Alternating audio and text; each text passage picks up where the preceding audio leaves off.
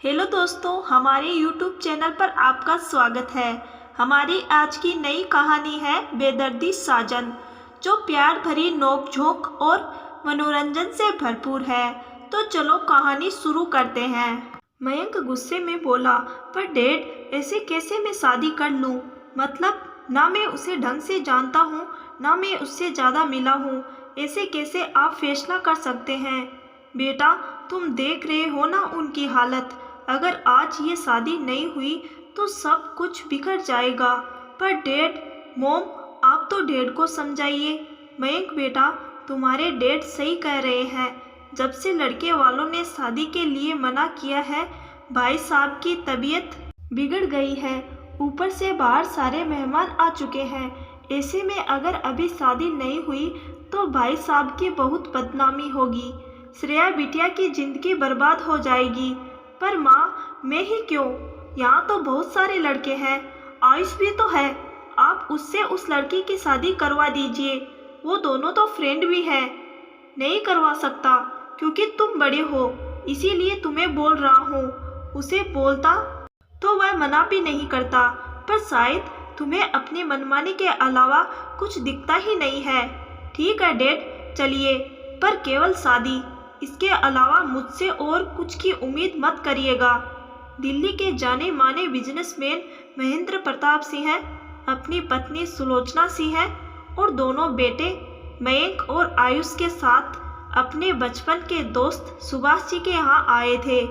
आज सुभाष जी की बेटी श्रेया की शादी होने वाली थी, पर एन टाइम पर लड़के वालों ने 10 लाख रुपए कैश की डिमांड कर दी। उन्होंने फ़ोन किया था कि अगर सुभाष जी पैसों का बंदोबस्त कर लेंगे तभी बारात आएगी, वरना नहीं। अब सुभाष जी साधारण शिक्षक थे। इतनी बड़ी रकम का इंतजाम करना उनके लिए असंभव था। बाहर मेहमान सब आना शुरू हो गए थे। ये सोचकर वे बहुत परेशान हो गए। उनके सीने में दर्द होने लगा। महेंद्र जी ने तुरंत डॉक्टर को फ़ोन किया। श्रेया का भी रो रो कर हालत खराब हो रहा था। सुलोचना जी उसे किसी तरह संभाल रही थी। सुलोचना जी की अपनी कोई बेटी नहीं थी, तो वे श्रेया को अपनी बेटी की तरह प्यार करते थे। उनसे श्रेया की हालत देखी नहीं जा रही थी, तो उन्होंने महेंद्र जी को साइड में बुलाकर श्रेया की शादी मयंक से करवाने को बोला। महेंद्र जी शुरू से ही मन श्रेया में अपनी बहू की छवि देखते थे, पर मयंक के स्वभाव के कारण कुछ कह नहीं सकते थे। पर आज की परिस्थिति को देखकर उन्होंने मयंक को इस शादी के लिए किसी तरह से तैयार कर ही लिया। महेंद्र जी ने सुभाष जी को अपने इस फैसले से अवगत कराया तो उन्होंने उनके सामने हाथ जोड़ लिया और कहा, कृष्ण सुदामा की दोस्ती की कहानी को आज तुमने फिर से दोहरा दिया। तो महेंद्र जी ने उनको गले लगा लिया। सुलोचना जी की आंखों में भी आंसू आ गए। भाई साहब, मैं तो शुरू से ही श्रेया को अपनी बेटी बनाना चाहती थी। जब श्रेया से पूछा गया तो उसने भी सहमति से सर हिला दिया। फिर से फेरों की रस्में शुरू हो गई। सब कुछ जल्दी जल्दी किया जाने लगा, क्योंकि सुभाष जी की तबीयत बहुत बिगड़ गई थी। उन्हें जल्दी से अस्पताल ले जाया गया, पर उन्हें बचाया नहीं जा सका। श्रेया का रो रो कर हालत खराब होने लगी तो सुलोचना जी और आयुष ने किसी तरह से उसे चुप कराया। घर आकर सुभाष जी के अंतिम संस्कार प्रक्रिया शुरू की गई।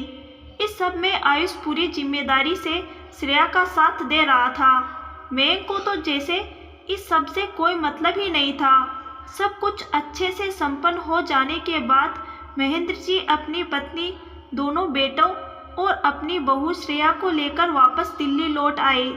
घर पहुंचने पर जब सब घर के भीतर आने लगे तो सुलोचना जी ने मयंक और श्रेया को दरवाजे पर ही रोककर खुद अंदर चली गई।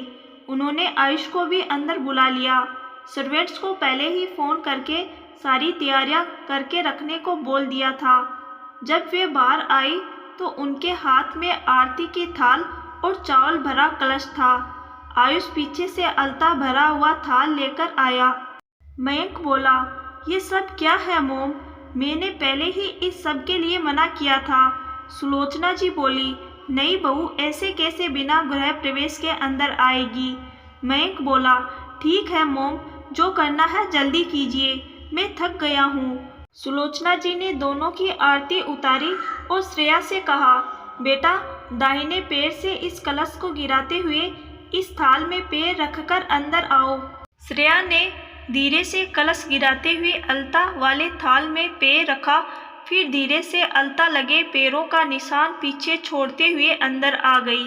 सुलोचना जी दोनों को पूजा घर में ले गई। भगवान को प्रणाम कर श्रेया सुलोचना जी और महेंद्र जी को भी प्रणाम करती है। मयंक अपने रूम में चला गया। महेंद्र जी श्रेया के सर पर हाथ रखकर बोले, बेटा आज से यह तुम्हारा भी घर है, तुम इस घर की बहू नहीं बल्कि बेटी बनकर यहाँ रहोगी। सुलोचना जी बोली, हाँ मेरी प्यारी बेटी। आयुष बोला, और मॉम मैं और भैया। सुलोचना जी उसके सर पर भी हाथ रखते हुए बोली, तुम दोनों भी। आयुष बोला, श्रेया मैं भी दोस्त बनकर हमेशा तुम्हारे साथ रहूँगा। सुलोचना जी आयुष का कान पकड़ते हुए बोली, वो तुम्हारी भाभी है, भाभी बोलो।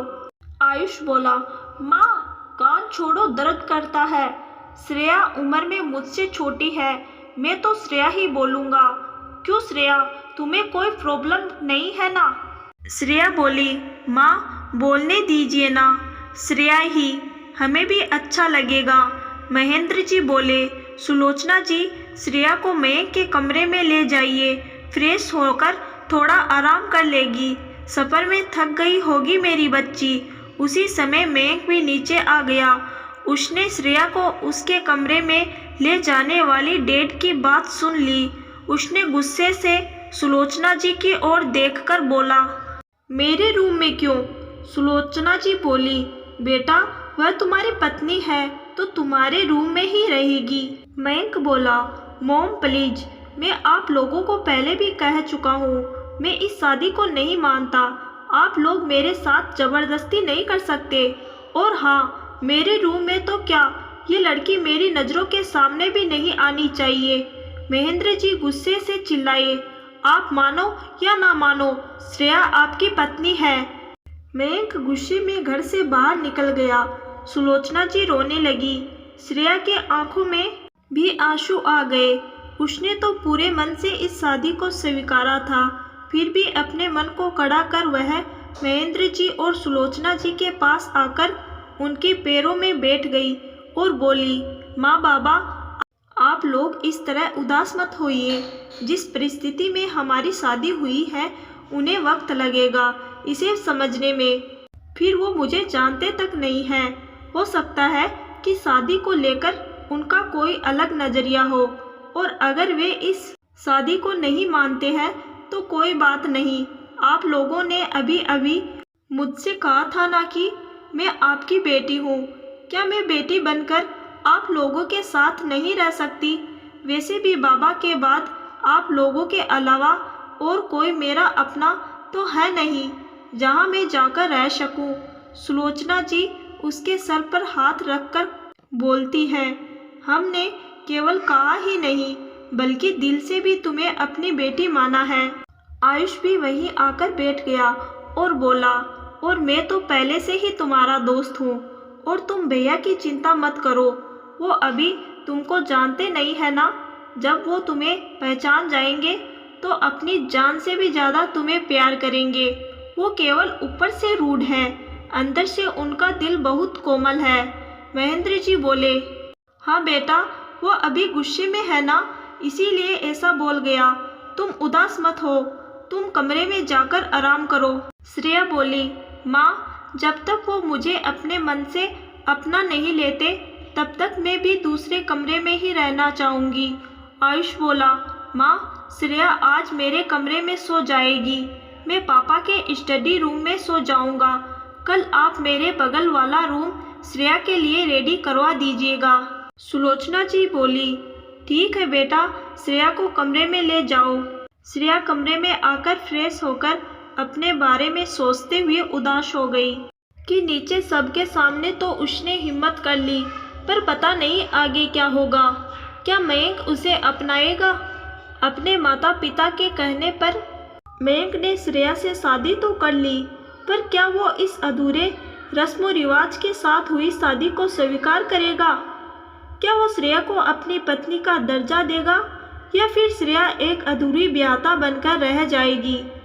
जब दोनों परिवारों में पुरानी दोस्ती थी तो फिर ऐसा क्या हुआ कि मयंक श्रेया का चेहरा भी देखना नहीं चाहता? जानने के लिए इंतजार करिए अगले पार्ट का।